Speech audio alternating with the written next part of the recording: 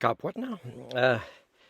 Yeah, let's go. This is COP number 4, COP 28 number 4.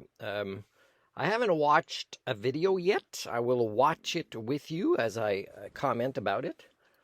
But as I said before, people can test me on this, and of course, it takes a conversation to know what kind of people know about and what they account for when they discuss a particular topic. But I see myself as one of the best systems thinkers I've ever met, and it's not just because, I can assess a scientific article properly for what it should or should not be able to tell us, but also, I'm quite familiar compared to the norm with the Earth system sciences.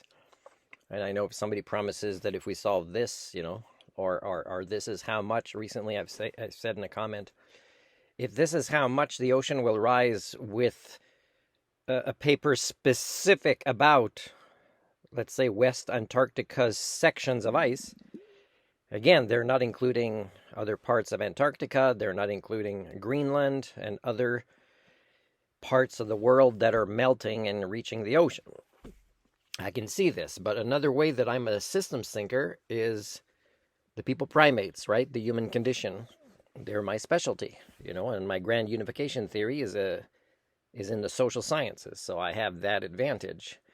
So what's sad is a lot of people don't do anything, the majority actually, because they think the Bill Gates of the world have so much money and invest so much in technology, like, for example, to capture carbon, when a lot of it is actually being used to be released to actually tap into more fossil fuels, But also, like Bill Gates saying he wants to invest more for his taxes for the benefit of having a better ratio of tax exemptions by buying things for people and getting a tax receipt. But he says, he wants to rely on scientifically proven things. And he mentions, like, he doesn't invest in planting trees. So that's who you want to believe is going to save you. Somebody that thinks there will one day be a technology better than a tree to capture carbon and keep it where it's supposed to be with benefits to us and all other land mammals as a species. You're pretty nuts. So you don't realize that they're the bad guys of the world, and that you don't even want to inform yourselves on how they are interviewed, and their interviews can go around the world, and what they say, they rely on your stupidity not to notice how stupid it is. And it's been working more and more all this time.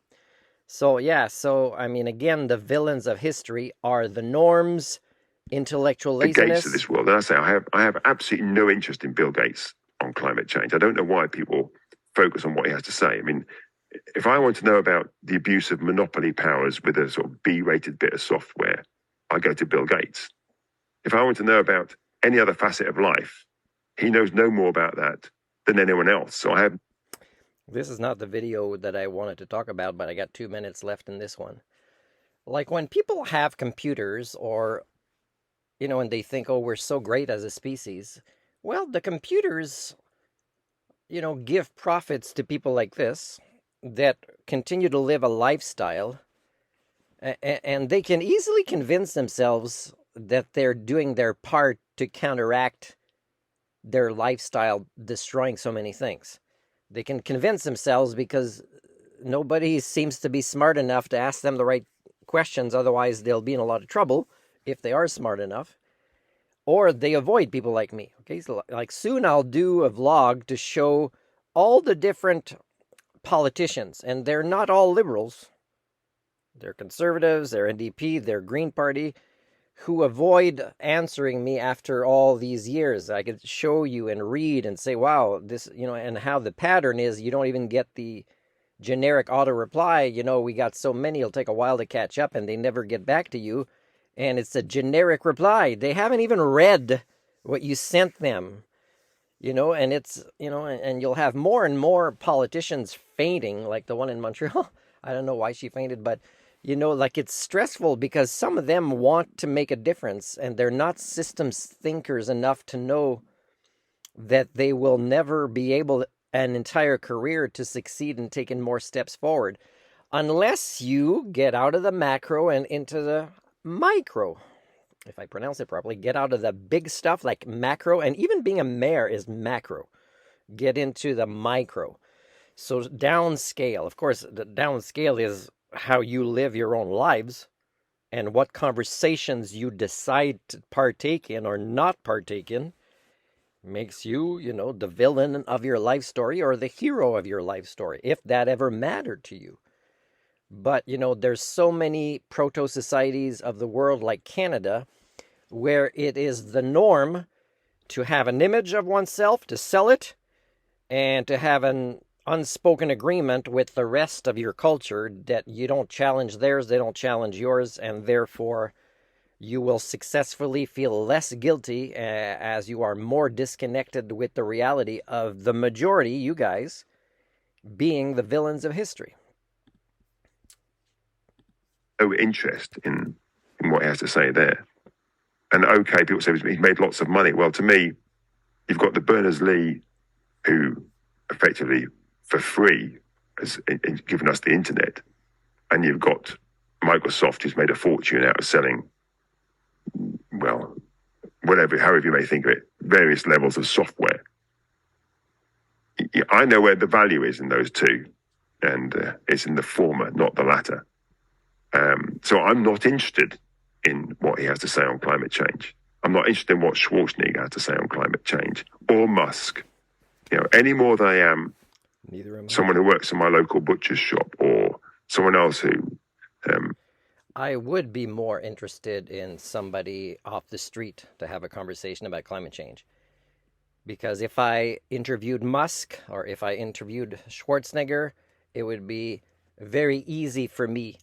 And for me, the size of a muscle or a bank account is not power. For me, I would only be intimidated by somebody that matches me up here, and they certainly don't. It would be very easy for me to point out their incongruences, their contradictions, their inconsistencies, and their inability to really reach mature levels of manhood, really, and to actually say, well, don't you think this, or and I could get down, even avoiding things like psychology, I could get down to the basics of physics or chemistry to show, well, Bill Gates, you are not pro-trees.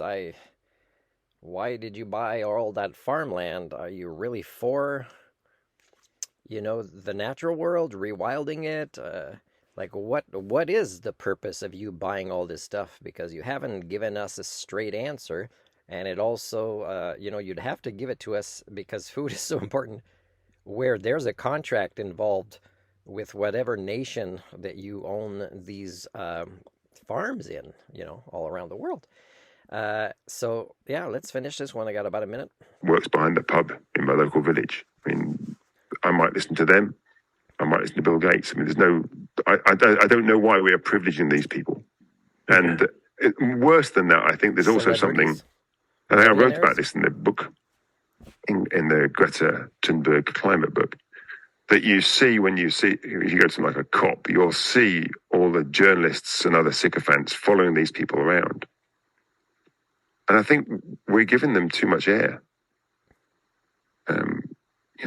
They are part of the problem.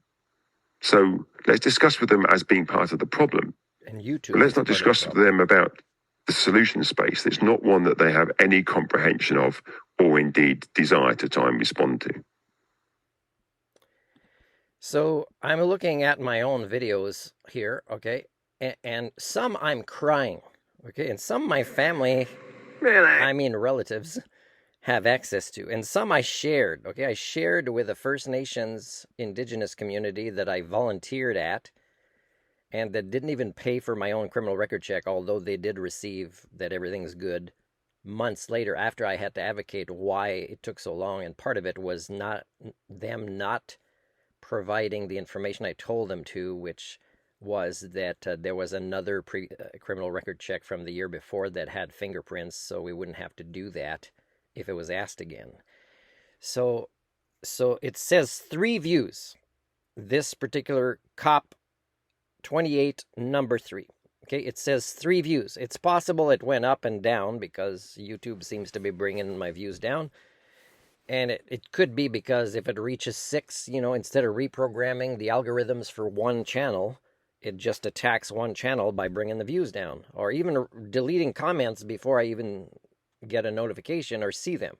There could be people writing comments and they think I'm a jerk not answering. I never saw the comment. It never appeared. I don't know what Google is doing, but it's possible that it's entirely because I don't monetize my channel. It could be entire, and it could also be that nobody gives a damn about me or about the planet or about my scientific work or about the Anthropocene or anything, right? It could be there's devolution of sentience and sapience at levels that are even beyond what I can even predict. It already is at.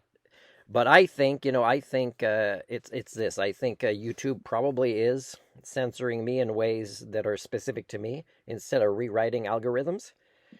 And because, I mean, some things I see it increase to like 23 or something, and it's still, wow, it didn't used to be like this.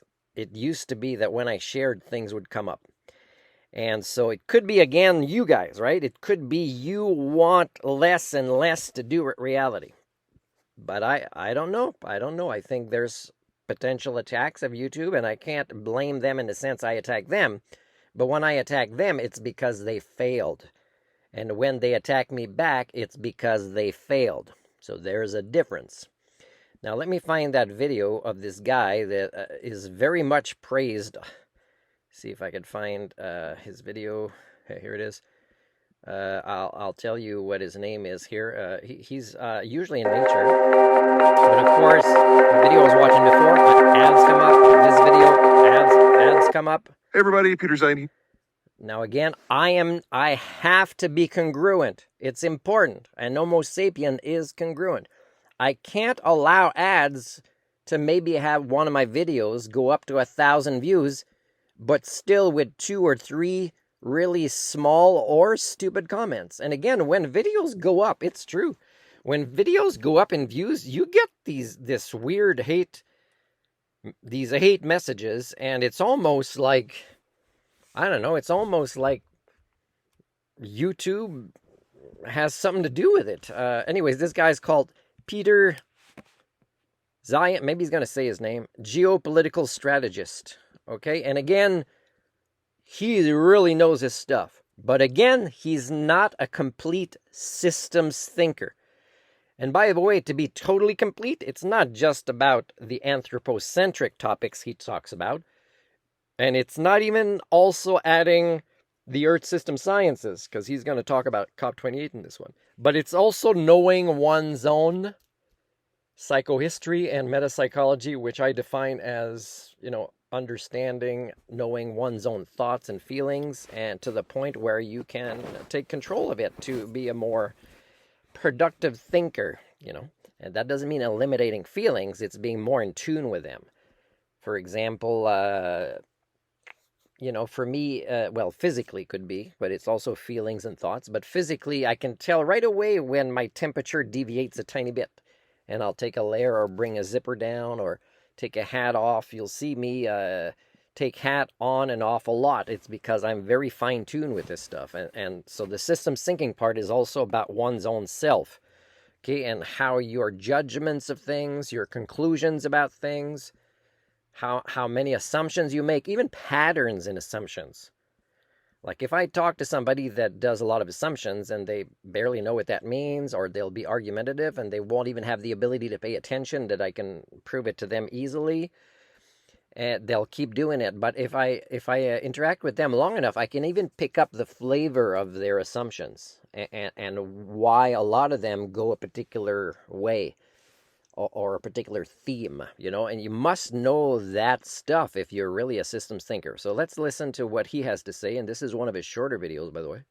We're coming to you from a snowy Colorado. Today we're going to talk about what's going on in the Persian Gulf. There's something called the COP28 conference going on, which is the United Nations Global Climate Change Update Conference. The acronym stands for nothing, so don't look for it.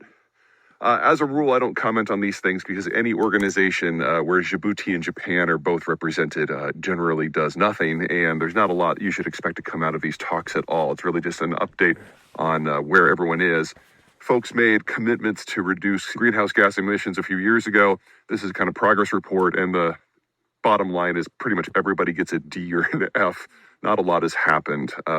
Yes, in fact, the majority of countries, except for those who are already sinking, let's say, or who have more than half of their areas can't grow food or burning, they will have done something. And again, one of the ways countries that pay off should be accepting refugees. Like if a place is underwater, what are you going to do? Use the money to lift the houses higher and higher? Like, it has to be, that you actually care about other human beings. And again, the ratio of people there that are not scientists, are not activists, are not global culture peers to those that actually promote business as usual is getting worse every COP. Okay, and yes, there is failing grades. There's always reinventing the economics in a way to be magical about false hope. Because, and I don't even get how stupid the elites are, because at this point, maybe some of them will die soon, but if they have kids, during their kids' lifetime, what they still are doing is going to be extremely harmful to their kids' generation. And there's no planet B, and there's no place underground or an island that you can hide without eventually even your own kids finding out where it is and getting pissed off with you for ruining their generation. Or security guards leaking the information because you didn't let, some of their family members in there, or whatever it is. There's no good outcome unless you just want to die of a heart attack from being fat and being with, in bed with somebody paid off because you're not a good enough person to realize that makes you not worth being in bed with if you have to pay off somebody. So do you know what that means? I don't think the rich elite people know this. And again, when I say our species has failed, is this information is available to all of you, and you don't care. You're the majority. You're the villains. These guys or girls that profit as elites, they just do it because it fell in their lap, because the majority allow it. The majority also help create it and will show up for the money in their beds, so the species is doomed. Two things. Number one, the way these things are negotiated is you have political authorities and you have scientific authorities. The political authorities are the ones who actually have to get stuff done, and the scientific authorities tend to be the ones who set the thresholds and the targets, and oftentimes the two of them don't discuss things very often. And so the political statement and the scientific statements often have very little to do with one another. Nothing really different here this time around. What is different this time around is they're trying to add a completely new category to the greenhouse gas emissions protocols. So until now, it's been focused mostly on carbon dioxide, which is by far the number one source of climate change. But this time they're trying to add methane. Now, methane, aka cow farts, aka natural gas, is a much more potent greenhouse gas emission, but for a shorter period of time. So CO2 lasts in the system for centuries with a moderate warming effect, whereas natural gas usually dissipates within about a decade, but has a much stronger impact in that time. So if you're looking for the low-hanging fruit in climate talks, methane is where you want to go. And in cases of, like the United States, most of our methane emissions are linked into oil and gas production in some way. In a lot of oil production in shale fields, natural gas comes up as a byproduct. And so really... Methane also with, with cows, but not just cows, with us passing gas, So what he's saying now is actually more complex than that, in the sense that methane and carbon in the atmosphere have different time scales, but only when certain things that have always happened to be taking part in these time scales remains the same as well, because then there's other feedback loops or mechanisms that come in. But it could be also that these two types of gases or molecules will help create a response. Now, for me, if I would have hope, and there's no data on this, and it could be we're not looking for it, It could be one way to, and of course, it's never been this unstable, the system, because it requires, a healthy global ecology. And it's not just about the chemistry, it's about life forms that are in jeopardy that would help fix things. And I'm not just talking about trees, I'm talking about, microbes, bacteria, I'm talking about very minuscule things. I think it's possible that as the oceans rise and a particular kind of current changes or sediment changes or even atmospheric composition changes, that it could be that there is already a type of life form that kicks in and dominates, and it may create. And again, don't believe what I'm saying. There's no data about this, and it could be that even if this was possible, it's very unlikely that how badly we broke things would even allow this to succeed. It might kick in, but it would not succeed. It could be that microorganisms, when oceans rise, which means that the system knows through that means and others that, that the ocean was rising, it means that microorganism would now replicate at very accelerated rates, which wouldn't be good for us, by the way, when it comes to getting food from the ocean, for example. But it would create an albedo effect where the oceans wouldn't be so dark and it would reflect. Now, of course, these things take time scales that are way beyond, the next generation of us. It would take a lot of time. And of course, the thing that people are not talking about, again, is the Anthropocene. You have to understand that things are very bad because of our species. And killing members of our species because you don't like them, and doing it in a way that will release more carbon, and that is not going to maximize, when a person dies, how to use their body in a way to add to solutions of this problem. Again, it just shows you are very confused about where you live, about who you are, about what solutions would look like, about what assumptions are, about what false hope is. There's a lot of things. So again, it's about contraception and planting trees. And I think, I think every country should say, no matter how much you worked or didn't work, starting now, we admit that unless you stop having kids or get a vasectomy if you're already young and you don't have kids, and as a woman, whatever the equivalent might be, and then you can have kids if you want, but it's an application that's very complex, and it'd be 6 couples playing part of this, raising this child, and they must meet particular criteria, and then you'll get a pension. You'll get a pension if you plant that many trees before the time of your pension. Now, if people are close to that time, there could be ways that, the pension they saved up through their work would be used up to, buy the trees to plant, for example, and, pay to get the stuff at the right places for the trees. But then people planting trees and not having kids, or being part of these 6 couples that would have the right skill sets and ideologies to raise the kids. That's really where we should already have been. I know you think this is excessive, but I'm telling you, as a systems thinker that incorporates everything, and you can challenge me to a public debate for whatever thing I might have missed, and I'll be happy to find out about it. All you need to do is have better sealant on the pipelines and the production system. You can have a pretty outsized impact on methane emissions from a climate point of view. In addition, a lot of these things pay for themselves because natural gas is a product that can then be sold into the power system or the chemical system. So the Biden administration is in the process of perfecting some regulations with the goal of reducing American methane emissions by about 80%. Now, this guy, again, is busy learning and specializing in other things. And he's enjoying nature in ways that most people who don't have the income or liberty of how to manage and plan his life, he's still places where he's enjoying nature. He's not going to walk in a place that's on fire or go places that are flooding and do a video from there.